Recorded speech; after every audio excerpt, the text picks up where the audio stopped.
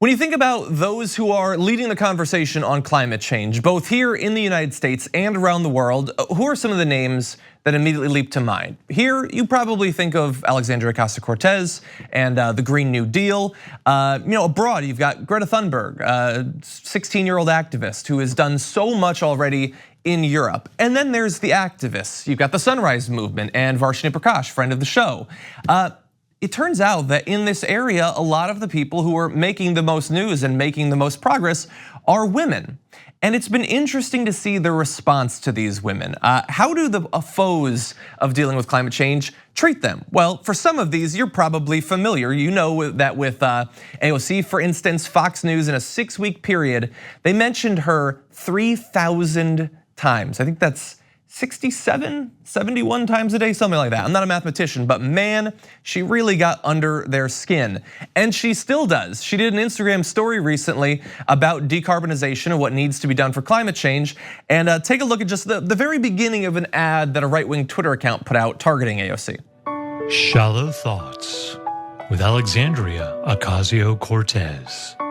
You think overhauling our economy to decarbonize and save the planet is gonna be expensive? Try not decarbonizing our economy. And it goes on like that for about a minute. The thing about it is, there's no shallow thoughts in it. It's a cogent argument about why we need to deal with climate change, done completely, no prompter, no notes or anything. She just spoke about it intelligently.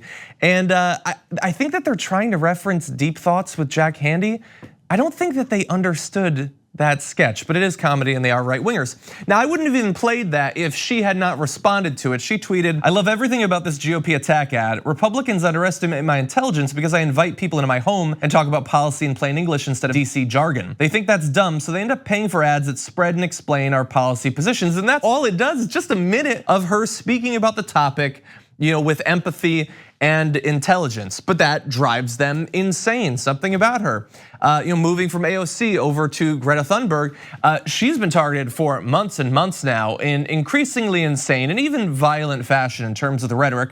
So she sailed over from Europe to the US, an impressive feat for anyone, let alone a 16-year-old. And on her first day of sailing, a multimillionaire Brexit activist tweeted that he wished a freak accident would destroy her boat. A conservative Australian columnist called her, quote, a deeply disturbed messiah of the global warming movement, while the British far-right activist David Vance attacked the sheer petulance of this arrogant child. Former Trump staffer Steve Malloy recently called Thunberg a, quote, teenage puppet, while a widely shared far-right meme showed Trump tipping the Statue of Liberty to crush her boat. Because if a 16-year-old disagrees with you on policy, she should be murdered by the President of the United States. That's the oddly violent and extreme reaction that these female climate activists can expect. And not just the activists, by the way, even if you're just a scientist, not particularly in the public eye, you better watch out. Look at this recent article talking about, as climate scientists speak out, sexist attacks are on the rise. Female researchers have faced everything from personal insults to death and rape threats. They're just the researchers.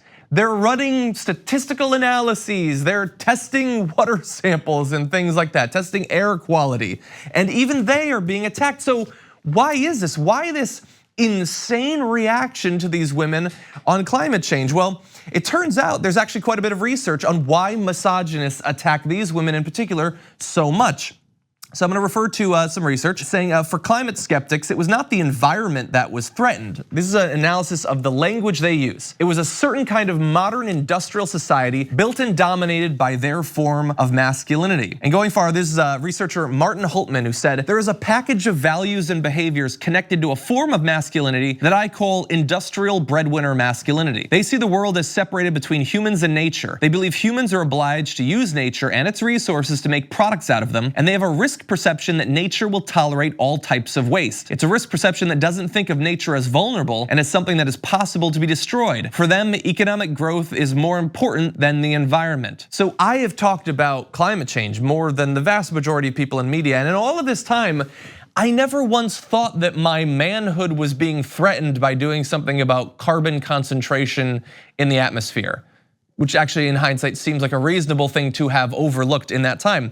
But for climate denialists, for climate skeptics, this is very much on their mind. Climate science in general, Martin Hultman continues, has become feminized or viewed as, quote, oppositional to assumed entitlements of masculine primacy. And then, look, you can go even further than this, and you can look at research in particular. This is the sort of research, by the way, that back when I was in grad school, I used to do, where you show people images or you read them a bit of text and you see how they respond. How does it change their views of a topic in comparison to some sort of control group? Now take a look at these. In one experiment, participants of both sexes described an individual who brought a reusable canvas bag to the grocery store as more feminine than someone who used a plastic bag, regardless of whether the shopper was a male or female. So in this experiment, it affected both men and women, regardless of whether it was a man or a woman who was holding the reusable bag. People saw them as more feminine because the carrying container they used was one material rather than another.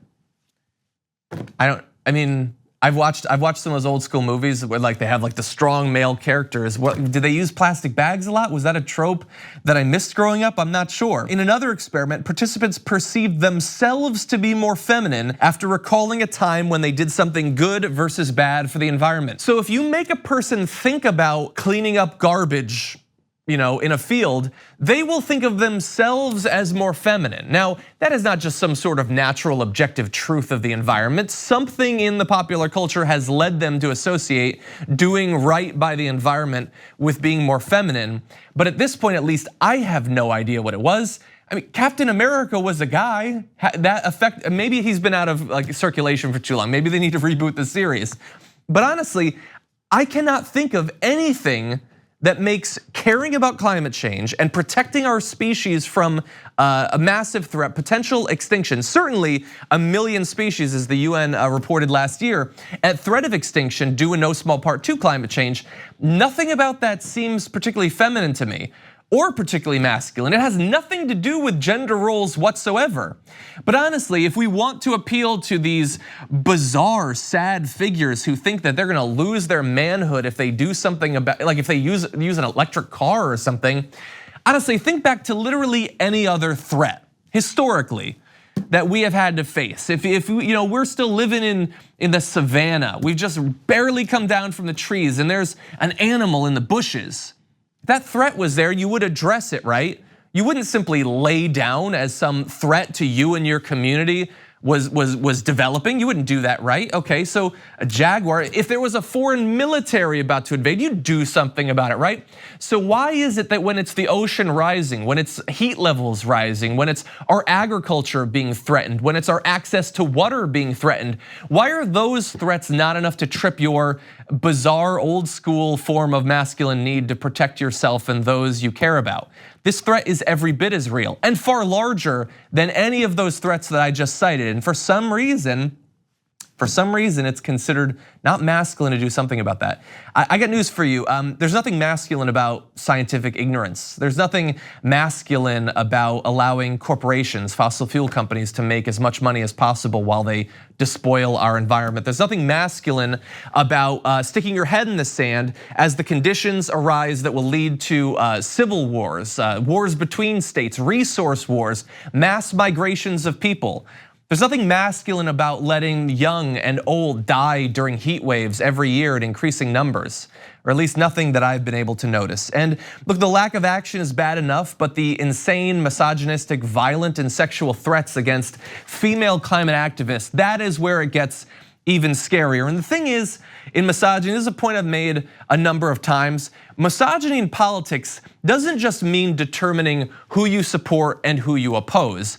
These right wingers, they'd oppose AOC if she was a man based on the policies, but it has to do with how you oppose them, how joyous, gleeful you are in your attacks against them, your willingness to engage in violent and sexual rhetoric against them. That's very much influenced by misogyny. And we see that when it comes to AOC, a full-grown woman, even Greta Thunberg, who is still literally a child, a young woman, they're willing to engage in this incredibly misogynistic way. This is a massive problem. If we're gonna do something about climate change, if we're gonna communicate about climate change, I don't have the solution right now, but it's something that we should start to think about in a serious fashion. Thank you for watching this clip from the Damage Report. For more content from the show and access to TYT Network members-only exclusives, go to tyt.com/Brooke. Wait, no, it's tyt.com/John. Go to tyt.com/John to sign up.